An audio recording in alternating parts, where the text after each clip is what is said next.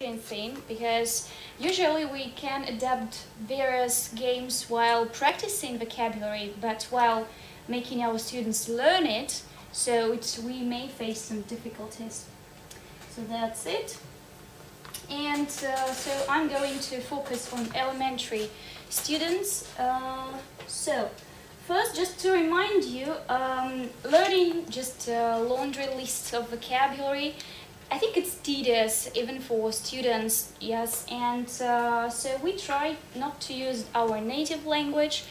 Thus, we resort to the main stages of introducing vocabulary. So you all know them, I think. Yes, we notice a new word. So children notice a new word with help, then recognize the word at first with help. Then later on, they try to do it on their own and try to produce them in context. So, what do you usually use? What techniques do you resort to while introducing vocabulary? Okay. Synonymic chains, for example. Yeah, on upper levels, yeah, I think. Miming. Miming, yeah. Pictures. Yeah. So,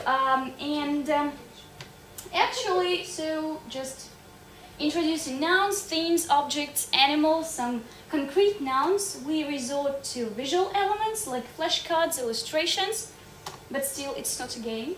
Then real objects, so we can bring something to your class. And sounds, smells, and tastes. So sounds, smells, and tastes. Okay, yeah. So then we have another difficulty introducing adjectives. So we can use pictures, for example, with like simple adjectives like long, I don't know, short, yeah.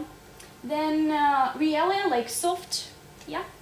And photos of real objects, so like, for example, adjectives, huge, immense, terrific, something like that, just that have some subjective connotation.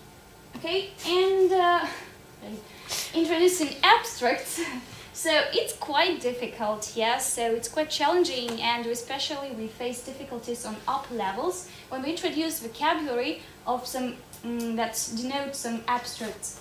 Thus we can resort to synonyms, you were quite right, then definitions, of course, substitutions, and just simply placing students with a given context where they have to guess. But I'm going to talk about ways of doing it in a way of a game, so via game. My game is called Sweat. Actually, it is not that thing. So you need, for the game, cards with vocabulary.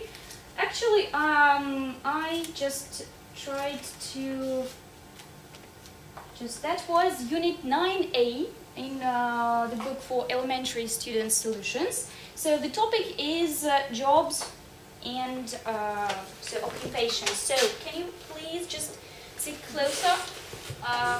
So you put your cards randomly on the chair, on the table, so anything that you have. So can I put it here? So you have various names of different jobs. Then another, you as a teacher has to have the definitions of the words, or if you have an odd number of students, so one of them can be a referee or can act as a teacher. So, and you have to use, for example, a fly sweater. Then you can use a whistle, you can use just, students can use their hands to clap, because usually with elementary students and just younger students, they like those sounds, you know, like, I don't know, doing like this, so they enjoy it a lot. Thus, for example, this group gets the fly sweater, and if you don't mind, so you should clap your hands. Okay, so the thing is, so the game is pretty easy, so you have to, so the teacher actually reads the definition, and so if you guess the word, if you find the word in the list or on the table, on the desk, so you have to clap or you have to hit the table. Okay. So the first team student to sweat, clap, etc. gets the score. So that's it. Actually, pretty easy. So can I ask some? When we have found the word, Yeah, you just clap. So for you as teachers, it will be easy because you know the words. They are pretty easy. So, for example, a bird